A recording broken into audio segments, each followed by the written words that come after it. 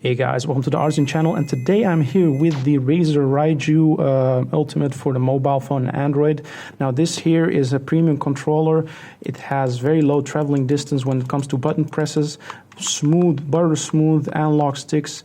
It has adjustable traveling distances for the triggers, and it has a little bit too many buttons for its own good. But it is a perfect controller, and it comes at a premium price tag, but it is well worth it.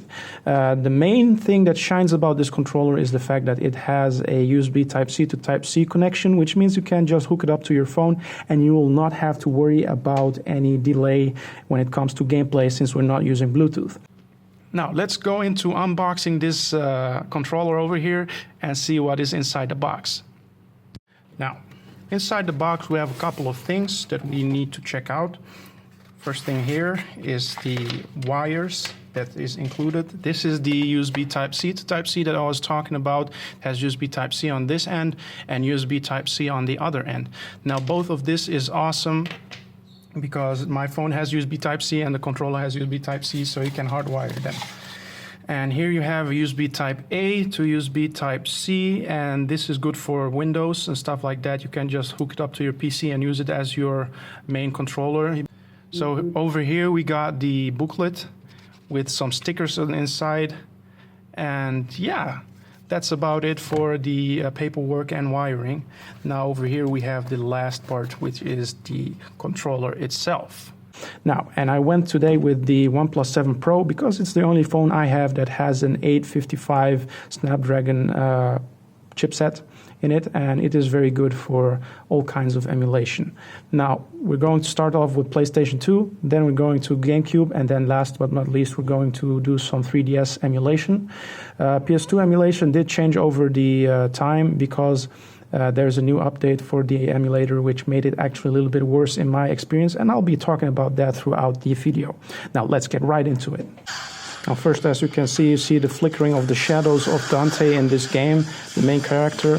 The problem here is that that happens a lot in different games, and it's kind of cumbersome, but it gets really irritating when it comes to other games such as Jak and Daxter and Most Wanted for the PlayStation 2. Now let me show that off for you guys. This still is working fine. It used to work better than this, but still there should be a lot of improvements that will be coming hopefully in the future in next updates, but right now Damon PS2 Pro is not working that well for me. Now here, as you can see in Jak and Daxter, we have Dexter with black eyes, and yeah, that's not something that we want to see in a game. But it gets even more wonky when we get into the main screen. Right now it looks all good and working and functional, but right now, as you can see, look at that. That is kind of not what we want to see. Those are a lot of artifacts and they continue out throughout the game, so it's not really playable anymore. Now, Most Wanted is also like this. It has a lot of artifacts and it keeps flickering around, so we're not going to do that for the PlayStation 2. We're going to do it for GameCube. And for everybody asking, this is Damon PS2 Pro for Android. It might work well on your phone, but right now it's not working on mine. If you check my last video, you can notice that it used to work fine and better than this at very least. Here, this is Need for Speed Most Wanted on the Dolphin MJ emulator. This is for GameCube. It works pretty well. I have stretched the screen to the maximum. We're using the widescreen hack, but that causes some artifacts on the side, but it's absolutely not really interfering with my gameplay. It feels great.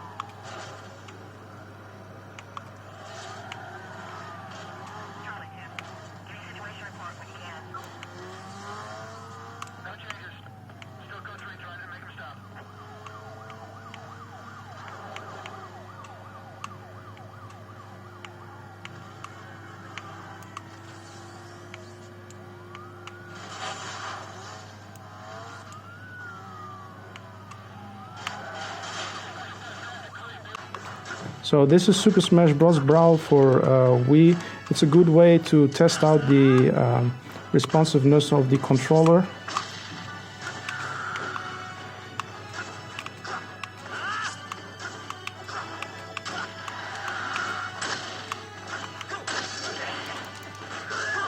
Of course, this is using the Dolphin emulator, the MMJ version. Once again, like the GameCube.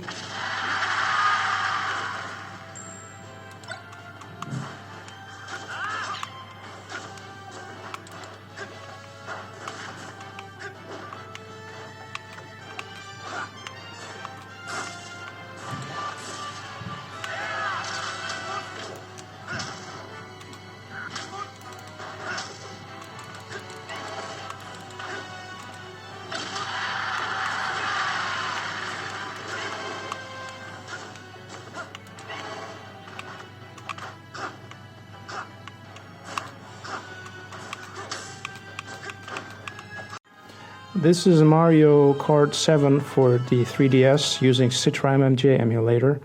It runs really well. Put it to 150cc. It's really fun to play compared to the official Mario Kart game for the Android platform. I mean, it's just a money grab, and this is genuine Mario Kart, so it makes a big difference.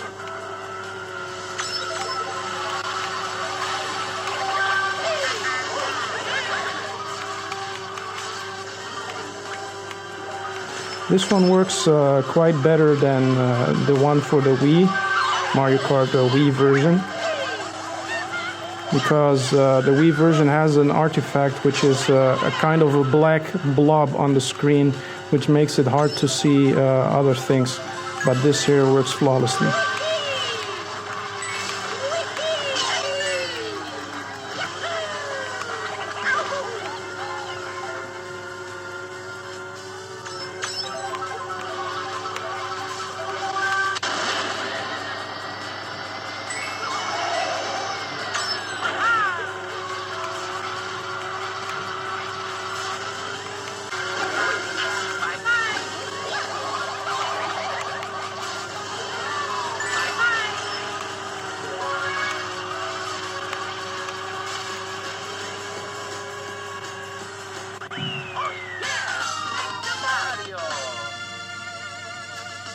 Now, while playing some Ocarina of Time for the 3DS, I can talk a little bit about this controller over here.